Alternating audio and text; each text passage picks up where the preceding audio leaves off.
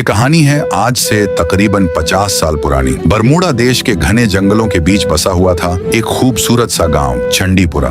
कहने को तो चंडीपुरा बहुत खूबसूरत गांव था और बाहर से दिखने में ऐसा लगता था कि मानो ये गांव अभी अभी स्वर्ग से उतरा हो। लेकिन इस गांव के सभी लोगों के दिलों में एक अजीब सी दहशत बैठी हुई थी। इस गांव के लोग सूरज ढलते ही अपने घरों के दरवाजे अंदर से ऐसे बंद कर लेते थे जैसे बाहर कोई मौत उनका इंतजार कर रही हो। और ये सच भी था। गांव के ठीक बाहर एक बहुत ही पुराना विशाल बरगद का पेड़ था। वो पेड़ इतना सूखा हुआ था कि उसकी टहनियां लोहे जितनी कर्क और मजबूत हो गई थीं। गांव वालों का मानना था इस बरगद के पेड़ पर एक बुढ़िया चुड़ैल की आत्मा बसती है, क्योंकि रात के 12 बजते ही उस पेड़ से किसी बुढ़िया के रोने की तो कभी किसी चुड़ैल की अजीब सी डरावनी हंसी की आवाजें आती थीं। गांव का कोई भी इंसान, चाहे वो कितना भी बहादुर क्यों ना हो, रात के समय उस पेड़ के आसपास भटकने की हिम्मत नहीं करता था, क्योंकि जो भी इंसान रात के अंधेरे में उस बरगद के पेड़ के पास गया वो लौटकर कभी वापस नहीं आया। किसी को मालूम नहीं होता था कि उस इंसान के साथ क्या हुआ है। कभी कभी दिन में उसी बरगद के पेड़ की टहनियों पर बेकसूर गांव वालों की लाश लटकती रहती थी। इसी चीज को देखते हुए पूरे चंडीपुरा गांव के लोग डर के साए में जी रहे थे। एक रविवार का दिन था। चंडीपुरा गांव में बहुत महंगी गाड़ी आकर रुकती है। उस गाड़ी से उतरता है एक 20 साल का नौजवान लड़का जियान एक न्यूज रिपोर्टर लड़का था, जो कि अभी शहर के सबसे बड़े यूनिवर्सिटी गलगोटिया से पढ़कर अपने घर आया था। गांव आते ही जियान ने सबसे पहले पूरे गांव का जायजा लिया, क्योंकि वो बहुत सालों बाद गांव आया था। उसने गौर किया कि गांव के सारे लोग शाम होते ही अपने अपने दरवाजे खिड़की बंद कर लेते हैं। शुरू में तो उसे कुछ समझ नहीं आया, लेकिन लगातार 2 से 3 दिनों तक ये सब देखने के बाद जियान के सब्र का बांध टूट गया। वो सुबह सवेरे चंडीपुरा गांव के सबसे बूढ़े चाचा के पास गया, जिनका नाम था झिंगुर काका। झिंगुर काका की उम्र 120 साल थी। फिर भी वो अभी इतने स्वस्थ थे कि बिना किसी के सहारे वो चल फिर सकते थे। जान ने बोला, झिंगुर चाचा प्रणाम। मुझे पहचाना ना? भूल भी गए होंगे आप मुझे, क्योंकि मैं 10 सालों बाद इस गांव में आया हूँ अपनी पढ़ाई पूरी करके। वैसे काका, मुझे आपसे एक बहुत ही जरूरी सवाल पूछना है। झिंगुर चाचा ने धीमी आवाज में बोला, बेटा तुम्हें मैं कैसे भूल सकता हूँ? तुम तो जियान हो ना। जब तुम बच्चे थे तभी से मैं तुम्हें जानता हूँ, क्योंकि मैं तुम्हारे पिताजी का बहुत अच्छा दोस्त था। वैसे तुम्हें कौन सा सवाल पूछना है? काका, मैं जब से इस गांव में आया हूँ तब से मैंने एक बात गौर की है। अभी के समय गांव के चेहरे पर जरा सी भी खुशी नहीं दिखती है। क्या कारण है इस बात का? और हाँ, एक और सवाल, गांव वाले शाम के 6 बजते ही अपने अपने खिड़की और दरवाजे बंद क्यों कर लेते हैं? क्या कारण है इस बात का? जान की इतनी बात सुनते ही झिंगुर काका को जोर का झटका लगता है और वो जोरों से खांसने लगते हैं। नहीं बेटा, तुम्हें ये बात जानना जरूरी नहीं है।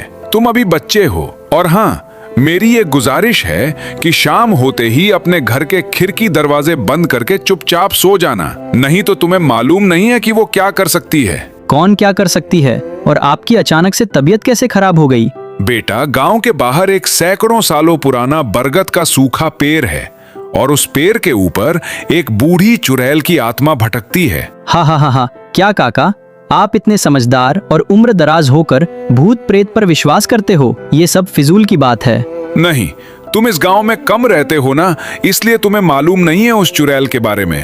अच्छा, अगर ऐसी बात है तो आप मुझे उस चुड़ैल के बारे में और बताओ। उस चुड़ैल के बारे में तो मैं बता दूं, लेकिन उसकी कहानी सुनने के बाद तुम्हारी रातों की नींद हराम हो जाएगी। हराम। मुझे कुछ नहीं होने वाला। आप सीधे उसकी कहानी बताओ और सब सच सच बताना।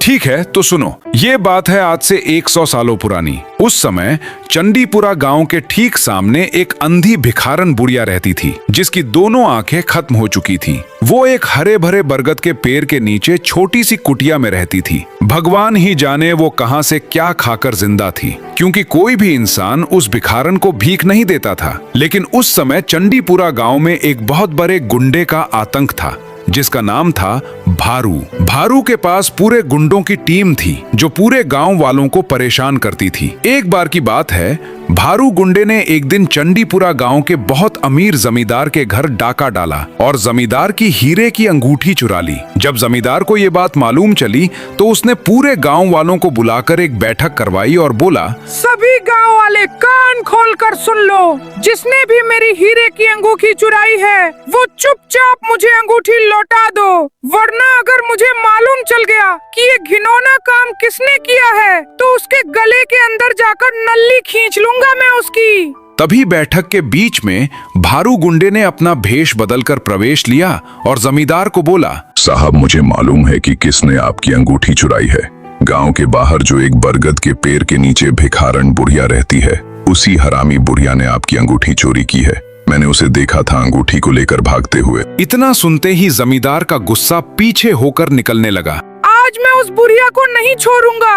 उस भिखारन की इतनी मजाल कि वो मेरी अंगूठी चुराएगी। जमींदार सभी गांव वालों को लेकर सीधा बरगद के पेड़ के नीचे पहुंचा और बुढ़िया को बोला, बुढ़िया चुपचाप मेरी अंगूठी मुझे वापस लौटा दे, वरना आज तेरा आखिरी दिन है ये। जमींदार की ये बात सुनकर वो बुढ़िया हैरान हो गई और बोली, साहब जी कम से कम ये तो देख लो कि मैं अंधी भिखारन हूँ, मैं भला आपकी अंगूठी कैसे चुराऊंगी, थोड़ा तो दिमाग लगाओ। लेकिन जमींदार ने उस बुढ़िया की बात ना सुनी और पूरे गांव वालों के सामने उस बुढ़िया को उसी बरगद के पेड़ के नीचे बांध दिया। सारे गांव वाले ये नजारा देख रहे थे, लेकिन किसी ने बुढ़िया को बचाने की कोशिश नहीं की।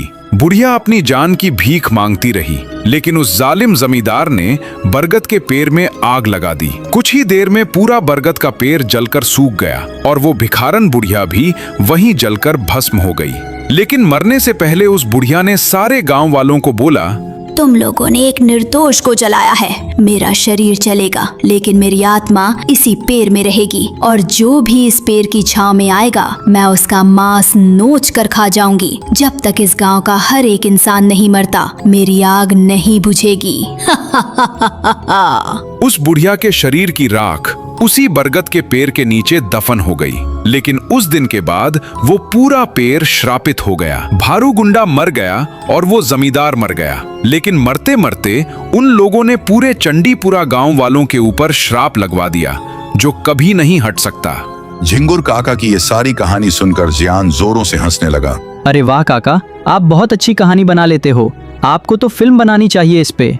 ये क्या बकवास कर रहे हो तुम? इतना वक्त लगा के मैंने तुम्हें सारी सच्चाई बताई, फिर भी तुम नहीं मान रहे। मुझे तुमको जितना समझाना था मैंने समझा दिया बेटा, अब तुम्हारी मर्जी। नहीं काका, अब तो मुझे तभी यकीन होगा जब मैं उस चुड़ैल को आमने सामने देखूंगा, जिसके लिए आज शाम में मैं खुद बरगद के पेड़ के नीचे जाऊंगा और पता लगाऊंगा इस बात का। मजा आएगा। जियान वापस अपने घर चला गया और शाम होने का इंतजार करने लगा। जैसे ही शाम के 7 बजे पूरे गांव से खिड़की और दरवाजे बंद होने की आवाजें गूंजने लगी।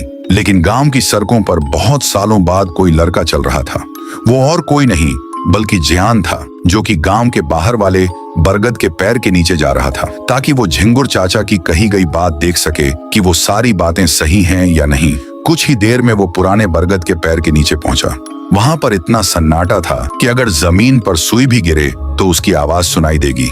अचानक जियान के कानों में किसी बुढ़िया के रोने की आवाजें आने लगीं। कोई है, मुझे बचाओ, ये लोग मुझे जला रहे हैं, कोई है, कृपया करके बचाओ। ये आवाजें सुनकर जियान के गोटे मुंह में आ गए। उसे झिंगुर चाचा की वो बातें याद आने लगी कि कैसे गांव वालों ने 100 सालों पहले उस बुढ़िया को पैर के नीचे जलाया था। तभी अचानक जियान ने कुछ ऐसी चीज देख ली जिससे उसकी पैंट से पेशाब निकल गया और उसका पूरा शरीर थरथराने लगा। उसने देखा कि उस विशाल से बरगद के पैर की टहनियों पर एक बुढ़िया बैठी हुई थी, जिसका चेहरा बहुत ही डरावना था। ये सब देखकर वो बहुत ही घबरा गया। अरे बाप रे, नहीं, ये नहीं हो सकता, ये नहीं हो सकता।